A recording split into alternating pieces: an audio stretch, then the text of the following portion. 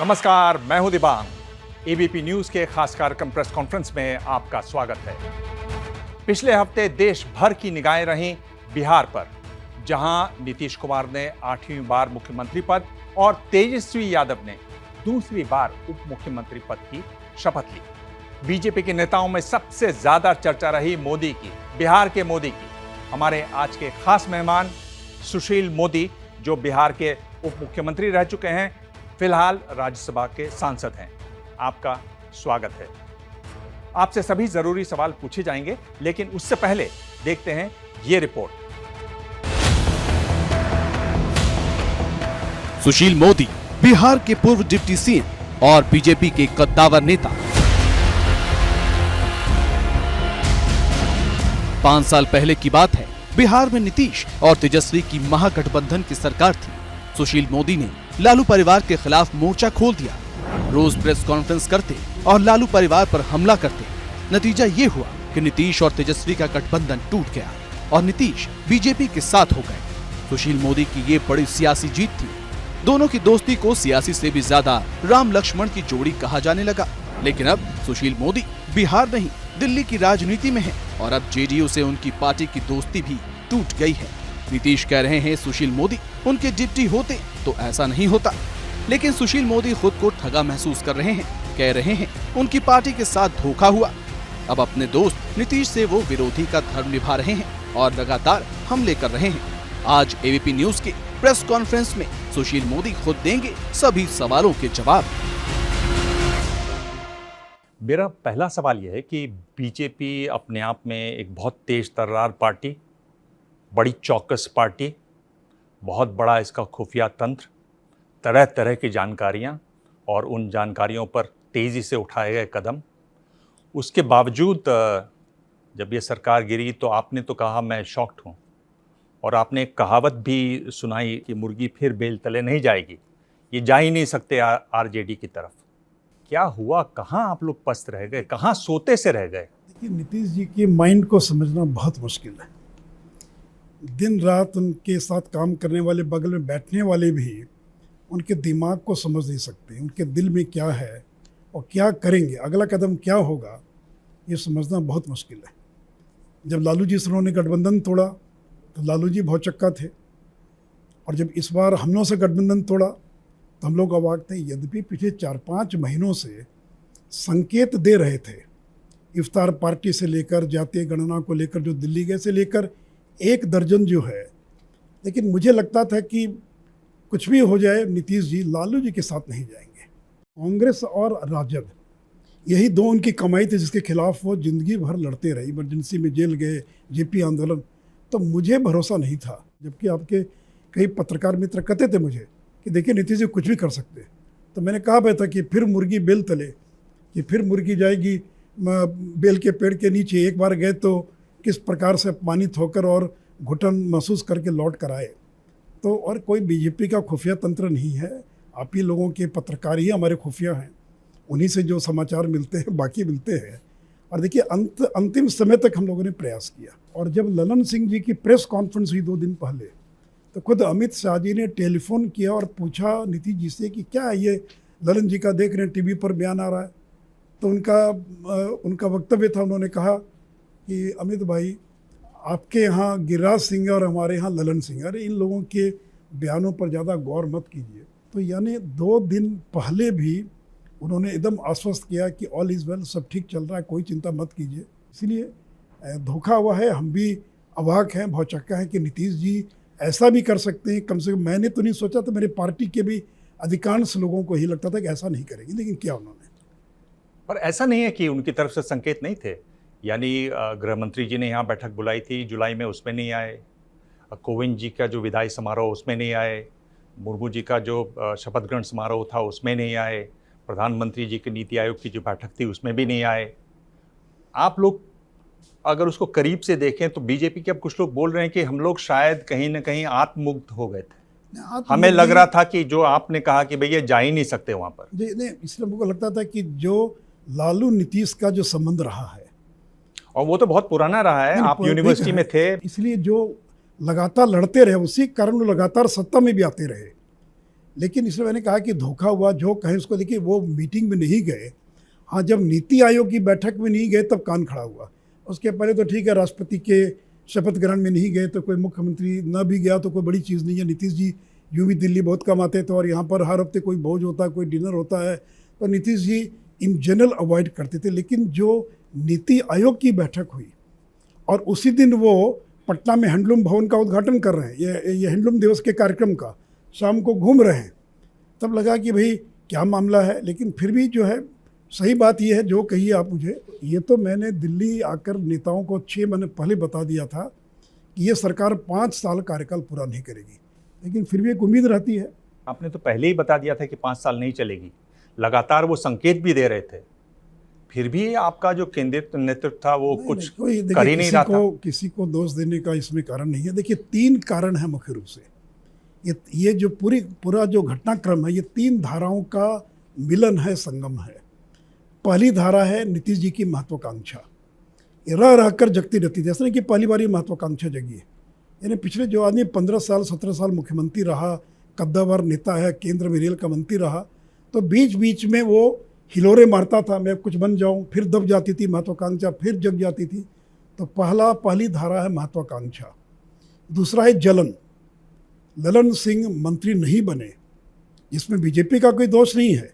नीतीश जी ने आरसीपी सिंह का नाम दिया, उनको मंत्री बना दिया। ललन सिंह उसी दिन खूंटा गाड़ कर उन्हें तय कर लिया कि इस सरकार को मैं गिरा दूंगा, चलने नहीं दूंगा। तो ललन सिंह जो है, ये सबसे बड़े अगर कोई विलेन इसके अंदर हैं तो ये वो ललन सिंह है। और नीतीश जी उनके दबाव में रहते, मैंने शुरू से मैं देख रहा हूँ कि वो उनके दबाव में रहते, जो भी कारण मुझे पता नहीं है।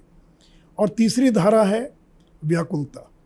आरजेडी को लग रहा था कि 114-15 तक पहुँच गए, 7-8 का अंतर था, हमारी तो सरकार बन रही थी, लेकिन नीतीश जी ने सरकार नहीं बनने दिया। जो तरह तरह के आरोप प्रत्यारोप होते रहे, तो उनको लगता था किसी तरह से सत्ता में आ जाए। लालू जी को लगता था कि मेरे रहते रहते बेटा एक बार पावर में आ जाए, सत्ता में आ जाए।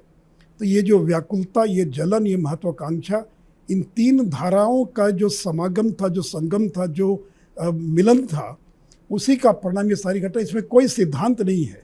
जब लालू के साथ गए तो कहा कि मैं किसी भी हालत में आरएसएस से, बीजेपी से हाथ नहीं मिलाऊंगा, मर जाऊंगा, मिट्टी में मिल जाऊंगा। और 2 साल के बाद तोड़ दिया। और फिर जब हम लोग के साथ आए तो कहे कि लालू के साथ कभी हाथ नहीं मिलाएंगे, फिर तोड़ दिया। अरे भाई, इन्होंने एक बार 3 बार जनादेश का अपमान किया है। पीपल्स मैंडेट, ये नहीं कि चुनाव के बाद बन गए और तोड़ दिया। 3 बार जिसको मैंडेट मिला, उस मैंडेट के साथ उन्होंने बिट्रेल किया। मैं आपसे ये पूछ रहा हूँ कि आप ये जो महत्वाकांक्षा और ललन सिंह की बात कर रहे हैं, आप मुद्दे देखिए। धारा 370 की बात हुई, 1 नेशन 1 इलेक्शन की बात हुई, अग्निपथ वाली बात हुई, हिंदुत्व का आपका पूरा एजेंडा रहा। जिस तरह से आपके एक विधायक हैं हरिभूषण ठाकुर, उन्होंने कहा कि मुसलमानों को वोटिंग राइट नहीं होने चाहिए, दूसरे दर्जे के वो अगर नागरिक रहेंगे तभी इस देश में रह सकते हैं, उसमें उनको मुश्किल हुई। लगातार ऐसे मुद्दे थे बीजेपी की तरफ से भी जो उनको असहज बनाते थे। जब आप उप मुख्यमंत्री थे तब भी थे, पर कहीं ना कहीं कुछ एक टेक भी था, उनको संभाले भी आप रखते थे। इस बार वो मुद्दे भी रहे, मुखरता से उठाए गए। आप देख लीजिए, स्पीकर से उनकी बातचीत में देख रहा था वीडियो, वो गुस्से में कांप रहे हैं हाउस में। ऐसा लग रहा है कि कोई विपक्षी पार्टी का स्पीकर हो और वो सीएम से लगातार सवाल पूछ रहा है। ये भी तो एक, इन बातों को आप गौण समझ रहे हैं क्या? मैंने गौण नहीं। देखिए, ऐसा है कि गठबंधन में कुछ ना कुछ मुद्दे, और ये कोई पार्टी के अधिकृत मुद्दे नहीं उठाए। अब फ्रिंज एलिमेंट जिसको कहते हैं, पार्टी में बहुत तरह के लोग रहते हैं, किसी ने उठा दिया और बीजेपी ने कभी उसको स्वीकार नहीं किया। उस विधायक को बुलाकर डांटा गया, बताया गया कि तुमने गलत किया, तुमको नहीं बोलना है। लेकिन कुछ रहते हैं पार्टी में सिरफिरे टाइप लोग जो अनाप शनाप बोलते रहते हैं, जो मुद्दे नहीं है बिहार के, उन मुद्दों पर भी बोलते रहे। पार्टी ने प्रयास किया, लेकिन स्थितियाँ बिगड़ती चली गई और गठबंधन टूट गया। आपके बारे में तो जो कहा वो हम सुनेंगे आगे। प्रणय, आप अपना सवाल पूछें। ये कहा जाता है कि अगर नीतीश जी को कोई थोड़ा सा अच्छे से समझ पाता है तो वो सुशील मोदी हैं, बड़ा लंबे से उनको जानते हैं। हालांकि आपको लगता है कि आपका पटना में न रहना, अगर आप रहते तो शायद इस बीमारी का थोड़ा पहले इलाज हो जाता या कोई दवा हो जाती? क्योंकि जिन चीज़ों को आप गिना रहे हैं, प्रधानमंत्री जी के सीधे संबंध हैं, सीधे बात कर सकते थे वो, शीर्ष नेतृत्व की तरफ से जो बातचीत की, ऐसा लगता है कि ये जो तलाक हुआ, ये ऐसा था म्यूचुअल तलाक था, राजनीतिक तलाक, जिसमें आपसी रजामंदी थी दोनों की तरफ से। नहीं, देखिए ऐसा नहीं है, और मैं भी उनको कितना समझता था मैं ही जानता हूँ। मैं उन सारी बातों को कहना या बताना नहीं चाहता, इसलिए कहना उचित नहीं होगा कि मैं अगर रहता तो संभाल लेता सारी चीज़ें, ठीक हो जाती है, ऐसा है। और मुझे तो लगता है कि मैं उस दलदल से निकल गया और मैं राज्यसभा में आ गया। लेकिन देखिए, जब पीढ़ियां बदलती है तो कहीं ना कहीं थोड़ा कम्युनिकेशन गैप भी हो जाता है। अब नीतीश जी, लालू जी, रामविलास जी, ये सब एक पीढ़ी के लोग रहे, तो स्वाभाविक है कि जब नए लोग आते हैं तो कम्युनिकेट करने में कई बार थोड़ी कठिनाई होती है। वो गैप हमेशा रहता है, कहीं भी रहता है, किसी भी संगठन में रहता है। लेकिन फिर भी बीजेपी ने अपनी ओर से स्थितियों को संभालने का पूरा प्रयास किया है। आइए देखते हैं आपके बारे में नीतीश कुमार क्या बोले। से तो मेरी मित्रता रही है, अब काहे उनको काहे नहीं बनाया? अगर वो बने रहते तो आज ये नौबत नहीं आती। मोहर लगा दी आपके नाम पर और बीजेपी में आफत कर दी तो आपकी। मेरे लिए तो मुश्किल कर दिया।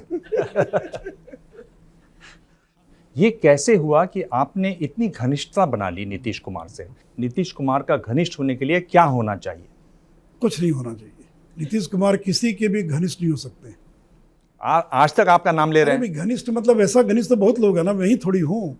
आप घनिष्ठ शब्द को शायद इतना पसंद नहीं करें, मैं हटा देता हूँ। जी। मैं पूछता हूँ कि वो किस तरह की बातें पसंद करते हैं, कैसी आप बातें करते थे कि आपके बीच में इतना। नहीं, ऐसा नहीं। देखिए, एक तो मैं ये स्वीकार करूँगा पब्लिकली कि मेहनती आदमी है, मेहनत करते हैं नीतीश कुमार।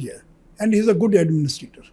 यानी जिस आदमी की जो अच्छाई है उस पर मैं कभी भी जो है, लेकिन एक अच्छा प्रशासक हो सकता है लेकिन धोखा भी तो देने वाला हो सकता है। अपने प्रशासनिक का गुण होना और अपने सहयोगियों को धोखा देना, दोनों में कोई कॉन्ट्रडिक्शन नहीं हो तो दिखा दिया उन्हें कि कोई कॉन्ट्रडिक्शन नहीं है। और कुल मिलाकर एक ईमानदार नेता, इसमें कोई दो मत नहीं है। लेकिन बाकी जो वो सत्ता में बना रहने के लिए, जैसे औरंगजेब ने और सत्ता में रहने के लिए कुछ भी कर दिया, तो वैसे नीतीश जी है कि सत्ता में रहने के लिए वो कुछ भी कर सकते हैं और कर रहे हैं, दिखाई पड़ रहा है। आपने फिल्म शोले देखी है ना? बहुत दिन हो गया। मौसी का सीन याद है आपको? उसमें वो बड़ी तारीफ करता है धर्मेंद्र की, अमिताभ बच्चन। तो वो तारीफ भी करता है, ये भी बताता है कि ये और क्या क्या करते हैं। तो मुझे कुछ लगा कि कुछ ऐसी ही दोस्ती आपकी है नीतीश कुमार से। जो उनकी quality is a very good administrator, no doubt. अच्छे प्रशासक है, ईमानदार है, इसमें भी कोई दो मत नहीं है। तो ये दो गुण राजनीति में बहुत बड़ी चीज़ है जो बहुत कम लोगों में देखी जाती है। आपने नीतीश कुमार की बड़ी तारीफ की, अच्छे एडमिनिस्ट्रेटर हैं, मेहनती हैं, लंबा अनुभव है सरकार चलाने का। क्या ये गुण किसी भी व्यक्ति को पीएम मटेरियल बनाते हैं या पीएम कैंडिडेट के लिए मुफीद बनाते हैं? ये पीएम मटेरियल तो इस देश की 120 करोड़ जनता, जब देवगौड़ा बन सकते हैं, इंद्र कुमार गुजराल बन सकते हैं, तो बनने के लिए आपके पास संख्या बल चाहिए ना। तो इसलिए कोई क्षेत्रीय दल का व्यक्ति अगर प्रधानमंत्री बन गया तो इससे ज़्यादा दुर्भाग्य देश का नहीं होगा। लेकिन वो स्थिति नहीं आने वाली है। देश उससे बहुत आगे निकल चुका है। 90 का दौर इस देश ने देख लिया, 80 और 90 का दौर, उस दौर में दोबारा देश कभी नहीं जाएगा। सुशील जी, आप ये कह रहे हैं कि ये जो मुख्यमंत्री जी ने कहा आपके लिए मुश्किल खड़ी हो गई, आप मुश्किलें तो खुद भी अपने लिए खड़ी कर रहे हैं, क्योंकि आपने जो पिछले दिनों बयान दिया उसमें कहा कि हमने केवल उन्हें तोड़ा जिन्होंने हमें धोखा दिया। फिर आपने आगे कहा कि जैसे महाराष्ट्र में शिवसेना, अब उद्धव ठाकरे का गुट कह रहा है कि ये जो शिवसेना के बागी गए हैं, जो कह रहे थे कि ये विद्रोह है, दरअसल में ये बीजेपी की चाल थी। देखिए, शरद पवार कह रहे हैं कि बीजेपी की रणनीति यही है। अरे भाई, एकनाथ शिंदे वो घुटन महसूस कर रहे थे, उन्होंने बीजेपी के लोगों से संपर्क किया होगा और एक विधायकों के एक टोली को लेकर अलग हो गए थे। ये इसमें कौन सी बड़ी बात है? भाई, उद्धव ठाकरे किस तरह की सरकार चला रहे थे महाराष्ट्र के लोग जानते हैं। तो इसलिए कोई बीजेपी ने तोड़ा ऐसा कहना उचित नहीं होगा। लेकिन कुल मिलाकर जो महाराष्ट्र में स्थितियां पैदा हुई, इसमें एकनाथ शिंदे और एक बड़ी संख्या में ऐसे लोग थे जो बाहर निकल कर आए और बीजेपी के साथ जिन लोगों ने हाथ मिला लिया। तो आप अपने पिछले बयान से यहाँ पलट रहे हैं एक तरीके से। मैंने क्या कहा, मुझे इसलिए मैं बयान लिख कर लाया, मैंने कहा मैं आपसे पूछ लूं, जिसमें आपने कहा कि हमने केवल उन्हें तोड़ा जिन्होंने हमें धोखा दिया, जैसे महाराष्ट्र में शिवसेना। अरे भाई, तो धोखा दिया तो टूट गए वो, तो जो धोखा देंगे वो तो टूटेंगे ही। कौन तोड़ेगा? केवल उन्हें तोड़ा। नहीं, मैंने तोड़ा ये नहीं, जो धोखा देंगे वो टूट जाएंगे। मैं लिख के लाया हूँ आपका बयान, देख के, टीवी से देख के, एक शब्द और मात्रा हिज्जे सही करके लाया। मैंने क्या कहा मुझे मालूम है। मेरे कहने का तात्पर्य था कि जो धोखा देगा उसके यही हश्र होगा। तो जिन लोगों ने धोखा दिया उनका हश्र हो गया। उन्हें हम तोड़ेंगे? नहीं, हम क्यों तोड़ेंगे, वो अपने आप टूट जाएंगे, हमको तोड़ने की जरूरत क्या। चलिए, एक तरीके से आपने प्रेस कॉन्फ्रेंस में ये बात साफ की। आशीष, आप कह रहे हैं साथ में ये भी कि आप लोग अवाक रह गए जब नीतीश जी ने पाला बदल लिया। ये आरोप तो सीधा शरद यादव जी ने, आरजेडी के वरिष्ठ नेता ने लगाया। आप लोग के साथ लंबे समय तक काम किए, उन्होंने आधिकारिक तौर पर आप लोगों पे आरोप लगाया कि आरसीपी सिंह को शह बना करके आप लोग पार्टी को तोड़ने की कोशिश कर रहे थे, और लिहाजा संभव है कि अमित शाह से बात होने के बाद उस 2 दिनों के भीतर नीतीश कुमार को ये बात पता चल गई, इस वजह से उन्होंने आपसे नाता तोड़ लिया। पूरी जनता दल यूं भी आ जाती साथ में तो भी सरकार नहीं बन सकती थी, क्यों तोड़ते हम? और इतनी भली एक तरह से सरकार चल रही थी बिहार के अंदर, और बीजेपी ने कहाँ अपने सहयोगी को तोड़ा आज तक मुझे बता दीजिए। अब कोई छोटे मोटे राज्य में, कोई मणिपुर में, कोई त्रिपुरा में कुछ हुआ तो मुझे नहीं मालूम है, लेकिन जिसके साथ इतना बेहतर संबंध है, तो ये तो जब अलग हो रहे तो कोई बहाना चाहिए, तो बहाना बना दिया चिराग पासवान को। तो ये 19 महीने बाद ये बात का आपको एहसास हुआ कि चिराग के कारण चुनाव हार गए। आप मुख्यमंत्री क्यों बने? आपको तो 2 दिन 1 महीने में ही मालूम हो जाना चाहिए था, 19 महीना लग गया। और जो आरसीपी सिंह आपके साथ रेल मंत्री से लेकर आज तक आपके साथ काम करता रहा, सबसे वफादार और सबसे नज़दीकी कोई अगर आदमी होगा उनके पार्टी में तो आरसीपी सिंह। और क्या बीजेपी अपने मन से बना देगी किसी को मंत्री? और मान लीजिए अगर बना दिया तो आपने इस्तीफा क्यों नहीं दिलवाया? आप पत्र लिखते प्रधानमंत्री को। तो तोड़ने का बहाना चाहिए तो एक बलि का बकरा खोज लाए चिराग पासवान 19 महीने के बाद। ये तो वही कहानी है कि तुम्हारे बाप ने पानी जूठा किया था, वो भेड़ और बकरी वाली है ना कहावत, मेमने वाला और बाकी वाला। तो आरसीपी सिंह बेचारे को ले आए। आरसीपी सिंह ब्यूरोक्रेट है, उनकी कहाँ इतनी क्षमता है कि पार्टी को तोड़ सके? वो कोई मास लीडर थोड़ी है, कोई पॉपुलर लीडर थोड़ी है। अरे खुद अमित शाह जी ने फ़ोन किया नीतीश जी को और कहा कि एक ही नाम देना, बताइए कौन बनेगा, हर पार्टी को हम एक केवल दे रहे हैं। तब इन्होंने कहा कि हमारी पार्टी में सहमति नहीं बन पा रही, इसे अभी छोड़ दीजिए, बाद में देखा जाएगा। और जब विस्तार हुआ तब नाम मांगा गया तो उन्होंने एक नाम दे दिए होते ललन सिंह का नाम, तो हम लोग को क्या फ़र्क पड़ता था, बनाते तो उनको ललन सिंह को।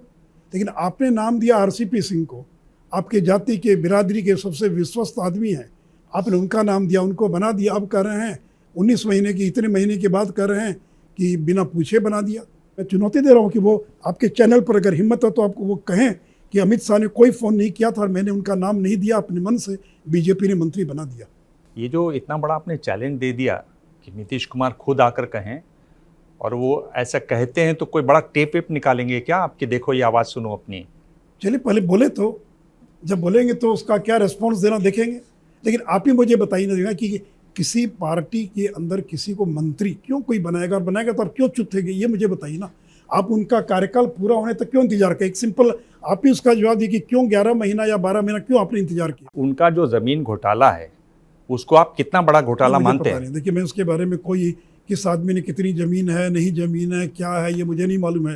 लेकिन 24 साल तक आपके साथ थे, तब तक आपको पता नहीं चला, और जिस दिन छोड़ कर गए उस दिन आपको सारा पता चल गया कहाँ कहाँ उनकी संपत्ति है।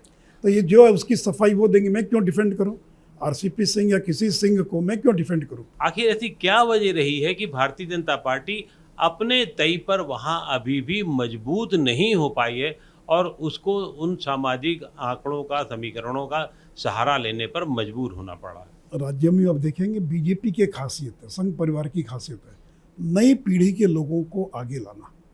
और आज अगर आरएसएस 95 साल के बाद भी अगर जिस प्रकार से काम कर रहा है, उसका एक बड़ा कारण ये है कि हम लोगों ने पीढ़ी को बदला है। और आप देखिए कि आरएसएस में भी 75 साल से ऊपर के शायद ही कोई दिखाई पड़ेंगे। और अटल अडवाणी जी के समय और नरेंद्र मोदी के समय हर राज्य में हर जगह नए लोगों को, नई पीढ़ी के लोगों को लाने का भी बात अलग हो सकता है कि कहीं वो प्रयोग सफल हो असफल हो। तो बिहार में भी अब हम लोग की उम्र 70 साल होगी, कब तक हम लोग काम करेंगे? तो कुछ नए लोगों को आगे लाया जाए जो लंबे समय तक काम कर सकते हैं, शायद ये भी पार्टी सोचती होगी। और हमेशा एक फ्रेशनेस दिखाई पड़ना चाहिए। आपको क्या बीजेपी ने कभी बताया कि आपको राज्य से केंद्र में क्यों लाया जा रहा है? वहाँ आपको एक बड़ी जिम्मेदारी थी, यहाँ कोई इतनी बड़ी जिम्मेदारी भी नहीं है। कुछ बताया आपको कभी ऐसे मंथन में, और कुछ उसमें ऐसी बात है जो हमारे साथ आप शेयर कर सकते हैं? नहीं, पार्टी ने इतना कहा कि अब हम लोग चाहते हैं, बहुत दिन आपने बिहार की सेवा की, अब आप राज्यसभा में आइए। तो मेरे लिए देखिए पार्टी बस जो इतने में छुट्टी। और पार्टी देखिए, पार्टी में हम लोग इसी पार्टी में पैदा, इसी पार्टी में मरेंगे। हम न दूसरे किसी विचार में जाने का सपने में भी सोच नहीं सकते। ये जो आप कह रहे हैं सुशील जी, अब ये चूंकि बात मैं बार बार पूछ रहा हूँ कि आपको नहीं पता कि आपको क्यों हटाया गया बिहार से, मतलब क्यों दिल्ली भेजा गया। ये लोग कहते हैं कि आप बहुत सॉफ्ट थे, बहुत नरम थे, और बीजेपी को अपना एजेंडा करना था, अपना काम करना था। उसमें आप फिट नहीं एक तरीके से बैठ रहे थे, इसलिए आपको सम्मानपूर्वक दिल्ली लाया गया। और वो चीज़ दिखाई भी थी शायद, जिससे नीतीश कुमार को बड़ी परेशानी भी हुई। मुझे पता नहीं था कि मैं जो हूँ अब आप इतने अनजान बनेंगे तो फिर तो मुश्किल है। मुझे तो कभी पार्टी के किसी आदमी ने कभी नहीं कहा। मैं तो कम से कम 3-4 बार प्रधानमंत्री जी से मिला, सबसे मिला। कभी किसी ने नहीं कहा कि आप सॉफ्ट हैं कि क्या हैं। तो सॉफ्ट होना कोई गुनाह तो नहीं है, लेकिन लालू के खिलाफ मैं ही लड़ने का काम किया। तो अगर मैं धीमी आवाज़ है, कमज़ोर हूँ, बाकी हूँ, तो इसमें मेरा क्या गुनाह? कम से कम 32 साल तो मैंने पूरा कर लिया। आज तक कोई चुनाव नहीं हारा ज़िंदगी के अंदर जी। अब ये मेरा मेरिट है कि डिमेरिट है मुझे पता नहीं। मुझे तो लगता है कि मेरा सॉफ्टनेस अगर है तो मेरा ये मेरिट है मेरे लिए। जो नीतीश जी ने जो जवाब दिया है, जो उपराष्ट्रपति वाला, वो सुनवाता हूँ, और फिर इसी से जुड़ा विकास का भी सवाल है। नहीं, हम किसी चीज के उम्मीदवार का हम कोई दावेदारी नहीं, लेकिन इतना तो जरूर कर दीजिए ना कि 14 में जो आए 24 तक के आगे रह पाएंगे कि नहीं रह पाएंगे, वह न समझ। क्या नीतीश कुमार उपराष्ट्रपति बनना चाहते थे?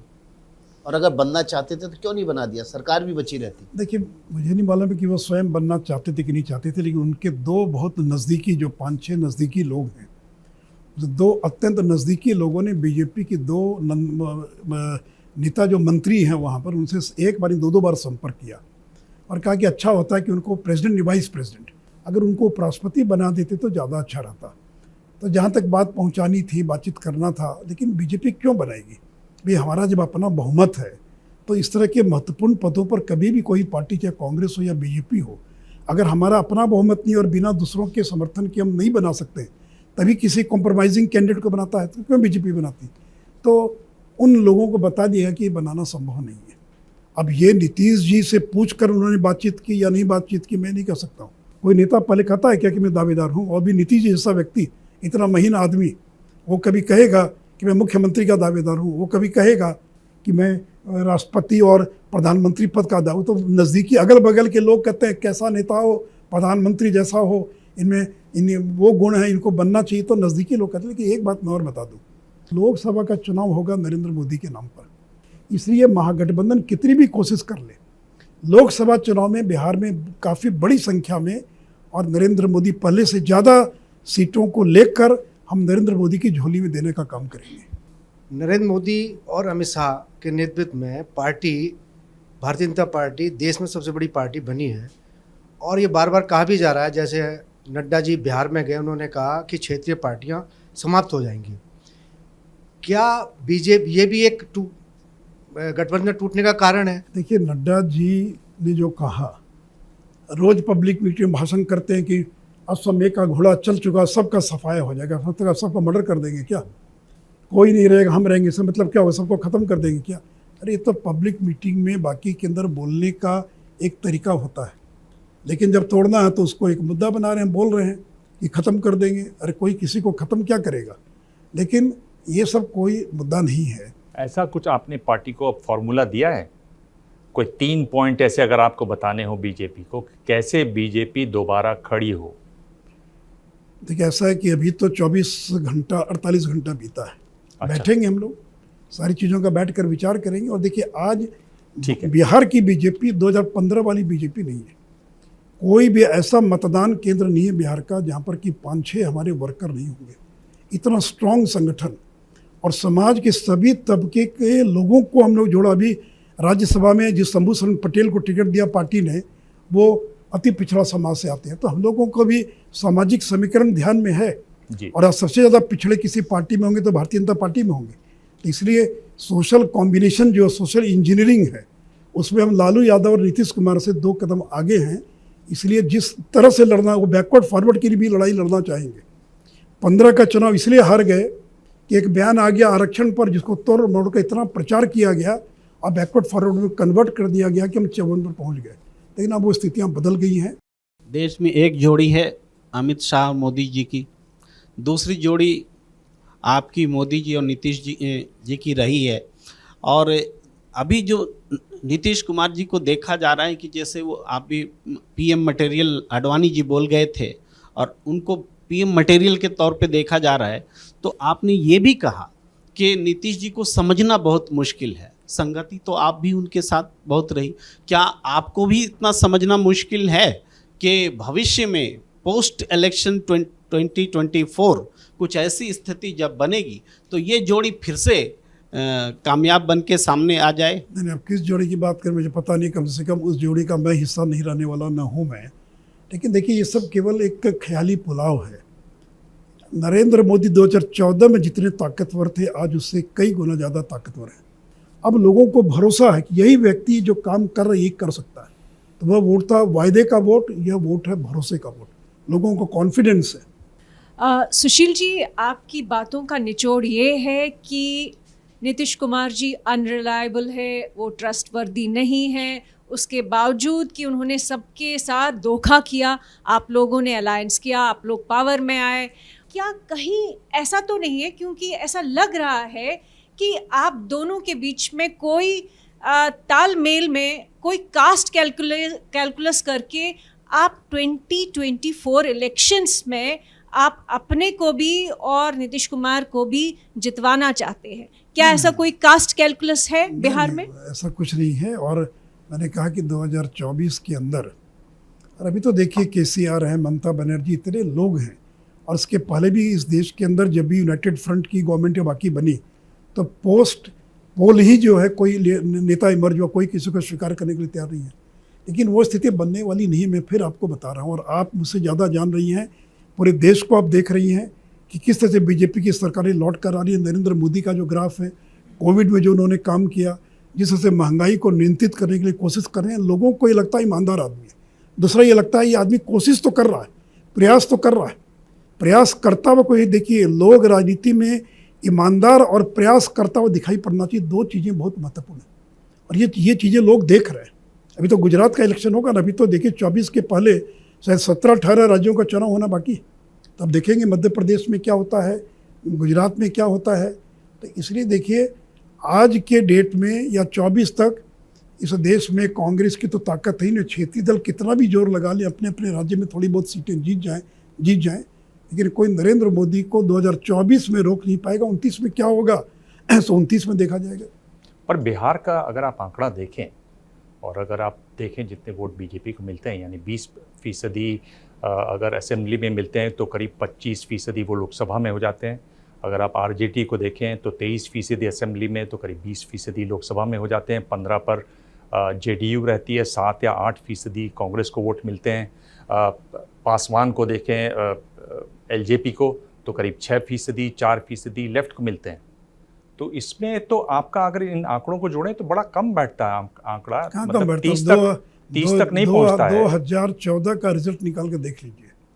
4 जीती आरजेडी, 2 जीती जेडीयू, 2 जीती कांग्रेस, 31-32 सीट हम जीते। मतलब अगर ये मिलकर लड़ते हैं। दूसरा, लोग ये भी बता रहे हैं कि जिस तरह का कॉम्बिनेशन बनेगा उसमें एक तरीके से सीधी लड़ाई हो जाएगी अगड़ों की और पिछड़ों की।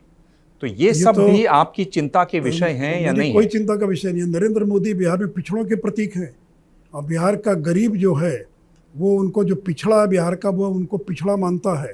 वो तेली समाज से आते हैं और बिहार में जो तेली समाज है वो अति पिछड़ा में आता है।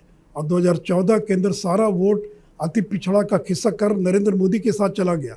तो आज बीजेपी की पहचान बिहार में और देश के अंदर अति पिछड़ा वर्ग जो है वो पूरी मजबूती से नरेंद्र मोदी के साथ खड़ा है। आपने बहुत सारे जो बिहार की राजनीतिक तस्वीर है उसको स्पष्ट किया है, लेकिन भाजपा केंद्रीय नेतृत्व के सामने एक बहुत बड़ा यक्ष प्रश्न है और मुझे लगता है आपके मदद के बगैर वो हल नहीं होगा कि आपकी नज़र में बिहार में सुशील मोदी के बाद भाजपा के पास इतना बड़ा चेहरा कौन सा है? देखिए, चेहरे की आवश्यकता नहीं है, पार्टी का संगठन। भी महाराष्ट्र में चुनाव लड़े तो कहाँ देवेंद्र फडणवीस थे, वो तो बाद में बने मुख्यमंत्री। हरियाणा में चुनाव लड़े तो कहाँ थे ये खट्टर जी, नरेंद्र मोदी के नाम पर चुनाव लड़ा गया। तो कोई हर चुनाव में चेहरा हो तो अच्छी बात है, लेकिन चेहरा नहीं भी हो तो भी आप चुनाव जीत सकते हैं। ये बीजेपी ने दिखा। त्रिपुरा में चुनाव जीते, कहाँ चेहरा था, जीत गए, तब उसके बाद किसी को मुख्यमंत्री बनाया गया। तो इसलिए चेहरे पर ही केवल चुनाव जीता जाता तो बहुत लोग चुनाव जीत गए होते। मेरा सवाल ये है सुशील जी आपसे कि जैसे कि आपने नीतीश जी के बारे में बताया और अभी हमने देखा कि अगर देखा जाए तो उनका पूरा एक सपोर्ट बेस उतना स्ट्रांग नहीं रहा है एक बड़े नेता के रूप में अगर देखा जाए बिहार में, लेकिन उन्होंने फिर भी 8वीं बार सीएम पद की उन्होंने शपथ ले ली। इसमें आपकी उनका जो राजनीतिक कद है उसको बढ़ाने में आपकी बड़ी भूमिका मानी जाती है, आप इस पे क्या कहते हैं? नहीं, देखिए, उनके कारण कितना बिहार को नुकसान हुआ है। 2012 से लेकर 22 के बीच में 8 सरकार बनी बिहार में, 8 सरकार, और कोई भी सरकार 2-2.5 साल से ज़्यादा नहीं चली। तो बिहार में जो विकास हुआ वो 2005 से लेकर 2013 के बीच में हुआ, लेकिन जो गति 2005 से लेकर 2013 के बीच में जो गति थी, जो मोमेंटम था, वो मोमेंटम टूट गया। अगर हर 1.5 साल पर सरकार बदलती रहेगी तो विकास तो प्रभावित होगा ना। अगर एक ही दल की, एक ही गठबंधन की सरकार रहती लगातार, तो मेरा दावा कि आज बिहार जिस जगह पहुंचा से काफ़ी ज़्यादा, बहुत आगे हम लोग पहुंच गए होते। सुशील जी, बहुत सी बातें हैं। एक बात आप बार बार कह रहे हैं कि नीतीश जी जनादेश को धोखा देते हैं, और आपने उसको उदाहरण गिनाए। फिर आप ये भी बता रहे हैं कि वो 1.5-2.5 साल से ज़्यादा सरकार चलती नहीं है, उसकी वजह से जो विकास का सिलसिला है वो भी भंग हो जाता है बीच बीच में। तो ये भी सब आप कह रहे हैं, लेकिन ये नहीं बता रहे कि एक ऐसे व्यक्ति को बार बार आप मुख्यमंत्री क्यों बनाते हैं, जिसके बारे में ये सब सिक्काबंद तरीके से एक तथ्यात्मक सिलसिला आपने पेश किया है। उसको कितने बार आपने मुख्यमंत्री बनाया? आपको भी धोखा दिया, दूसरे को भी आप धोखा देते देख रहे हैं, लेकिन बार बार आप किसी और को मुख्यमंत्री बनाते ही नहीं, उसी को बनाते हैं बार बार। यही चमत्कार है, यही उनका करिश्माई नेतृत्व है। तो उसके करिश्मे के चक्कर में आप भी फंस गए हैं क्या? वो उसी कुर्सी पे रहते हैं मुख्यमंत्री, वही 8 बार सरकार बदल गई, पार्टनर बदल गए, तो बाराती बदल गए, दूल्हा वही है। तो बाराती कोई हो, दूल्हा वही रहेगा। तो ये उनकी खासियत है। लेकिन एक बात ये बता दें आपको, जो तोड़ने उड़ने की बात होती है, आज तेजस्वी यादव के पास 114, मैंने शुरू में भी कहा था, 114-15 MLA है। आप देखिएगा, ये सरकार 2.5 साल जो कार्यकाल वो पूरा नहीं करेगी सरकार, क्योंकि तेजस्वी और लालू चुप नहीं बैठने वाले। उनको भी भरोसा नहीं है नीतीश कुमार पर, क्योंकि हम लोग से ज़्यादा धोखा लालू यादव को दे चुके हैं। और जितना मैं शब्द प्रयोग नहीं करूँगा, मेरे मित्र हैं, जो शब्द प्रयोग अनाप शनाप उनके बारे में कहा जाता, सारे प्रयोग लालू जी ने ही किया हुआ। तो लालू जी को मालूम है कि आदमी रिलायबल नहीं है, कब क्या करेगा ठिकाना नहीं है। इनके लोगों को लगता है कि लालू जी तो बीमार हैं, अब तो कुछ कर नहीं सकते हैं, बेड रिडन है, बेटा जेल जा सकता है, तो राजद जो खुला मैदान है तोड़ देंगे। और राजद को लगता है कि केवल 5 ही लोग तो चाहिए, तो 114-15 है, मांझी जी को मिला लिया, और MIM और निर्दलीय 120, 4 ही चाहिए। तो देखिए, शाह मात का खेल चालू होगा, ये चलेगा, कोई इसको रोक नहीं सकता। और 2.5 साल ये सरकार पूरा नहीं करेगी। चलिए, चमत्कार को नमस्कार करते हुए आप उनमें फूट पड़वाने की कोशिश कर रहे हैं। ठीक है, कर सकते हैं।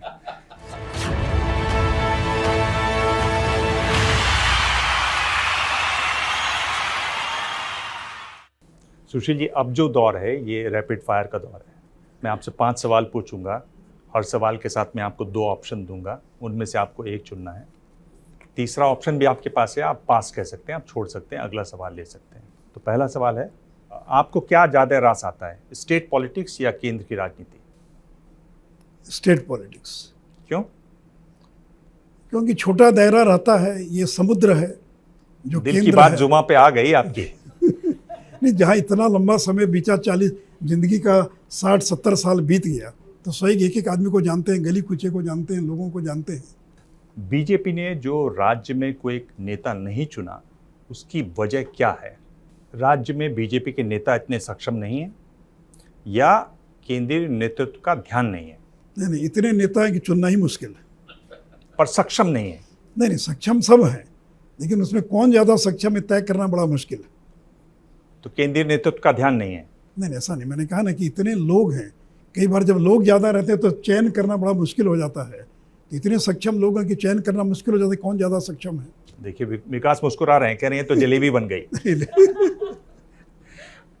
चलिए, इसको पास करते हैं। अगला सवाल, बिहार को आज ज़्यादा ज़रूरत किस बात की है, फ्री की रेवड़ी की या स्पेशल स्टेटस की? देखिए, स्पेशल स्टेटस तो अब ख़त्म हो गया, ये तो केवल एक नारा बनकर रह गया। अब तो नीति आयोग ने, फाइनेंस कमीशन ने, सभी लोगों ने स्पेशल स्टेटस का जो कंसेप्ट था उसी को ख़त्म कर दिया। फ्री की रेवड़ी की ज़रूरत है? नहीं, फ्री की, देखिए, फ्री की रेवड़ी की परिभाषा तो मुश्किल है, लेकिन जो अरविंद केजरीवाल जिस तरह से फ्री पावर, तो नीतीश जी फ्री की रेवड़ी के कभी पक्ष में नहीं रहे, इसलिए उन्होंने किसानों के कर्ज माफ पर कभी तैयार नहीं हुए। अब देखें इनके राजद के मैनिफेस्टो में कि कर्ज माफ करेंगे किसानों का, तो अब देखें कि नीतीश जी कर्ज माफ करते कि नहीं करते हैं। बिहार की राजनीति के लिए ज़्यादा ज़रूरी क्या है, विकास या जातिगत राजनीति? नहीं, विकास। सिर्फ विकास पे जीत सकते हैं? नहीं, चुनाव जीतने की बात कर रहे हैं, नहीं चुनाव नहीं, उसके लिए दोनों चाहिए। आपको सोशल कॉम्बिनेशन भी बनाना पड़ेगा। ये जाति एक सच्चाई है समाज की, कोई इनकार नहीं कर सकता है। ये मेरे ही जैसे लोग होंगे जिन्होंने जाति और धर्म से बाहर जाकर विवाह किया होगा, लेकिन इस यहाँ भी बैठे लोगों में 90% लोगों के जिन्होंने जाति में शादी की होगी। तो जो एक समाज और है बिहार में उप मुख्यमंत्री, वो भी ऐसे कह रहे हैं। नहीं कह रहे होंगे, अच्छी बात है, उप मुख्यमंत्री बने जी। तो मैं कह रहा हूँ कि देखिए सोशल कॉम्बिनेशन बिना बनाए भी आप कोई चुनाव, इसलिए सामाजिक समीकरण में इसको जातिवादी राजनीति नहीं कहूँगा, सामाजिक समीकरण और उसके ऊपर विकास। इसलिए अगर केवल विकास और सामाजिक समीकरण नहीं है तो वो नीचे तक परकोलेट नहीं करेगा। इसलिए दोनों चाहिए, सामाजिक समीकरण भी चाहिए और विकास भी चाहिए। आप दोनों नेताओं को जानते हैं, एक को तो बहुत अच्छी तरह जानते हैं। 2024 में नरेंद्र मोदी को ज़्यादा अच्छी चुनौती कौन दे पाएंगे, नीतीश कुमार या राहुल गांधी? कोई नहीं, दोनों में से एक? नहीं, कोई नहीं, कोई चुनौती दे ही नहीं सकता नरेंद्र मोदी को। ज़्यादा अच्छी चुनौती किसकी होगी? मैंने अच्छी और बुरी क्या, मैंने अगर थोड़ा अच्छा कहेंगे, क्योंकि कांग्रेस पार्टी है तो कांग्रेस पार्टी बड़ी पार्टी है, उसका ऑल इंडिया व्याप्त है, तो थोड़ा बेहतर हो सकता है तो राहुल गांधी हो सकते हैं, कोई रीजनल लीडर तो हो ही नहीं सकता। लेकिन वो अंतर है 100 और 10 का। अगर नरेंद्र मोदी 100 पर 90 पर खड़े हैं तो वो 10 पर खड़े हैं, इतना बड़ा अंतर है। लेकिन आप तो राहुल अगर 10 पे खड़े हैं तो नीतीश कुमार कितने पे खड़े हैं? नहीं, वो तो कहीं खड़े ही नहीं है भी, उनको बिहार के बाहर कौन जानता है। और आज भी मैं आपके चैनल के माध्यम से नीतीश जी से मित्रवत आग्रह करूंगा कि ग्रेसफुली एग्जिट कर जाना आपके लिए ज़्यादा बेहतर होगा। लोग आपको याद रखेंगे कि एक मुख्यमंत्री था जिसने अच्छा काम किया बिहार में, और अब वो राजनीति से उन्होंने यानी इलेक्ट्रल पॉलिटिक्स से वो अलग हो गए और बाकी अपना समाज का काम कर रहे हैं। ताज़ा जख्म है, इसलिए बहुत ज़्यादा आपको चुभ रहा है। मतलब आपने उनको बिल्कुल बिठाई दिया, खड़ा भी नहीं होने दिया। आप प्रेस कॉन्फ्रेंस में आए, इतना समय दिया, सभी ज़रूरी सवालों के जवाब दिए, बहुत बहुत धन्यवाद। प्रेस कॉन्फ्रेंस में आज इतना ही। अगले हफ्ते मिलेंगे एक और खास मेहमान से, तब तक देखते रहिए एबीपी न्यूज़।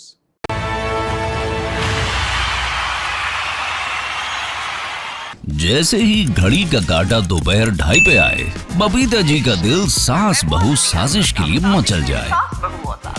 और ये है इनकी बहू, पूरे दिन ऑफिस की टेंशन हो जाए गॉन जब ये करें अपना फेवरेट शो फ्री टाइम पे ऑन। इनकी तरह आप भी देखिए अपना फेवरेट शो अपने टाइम पर और डाउनलोड कीजिए एबीपी लाइव ऐप अपने स्मार्ट टीवी पर।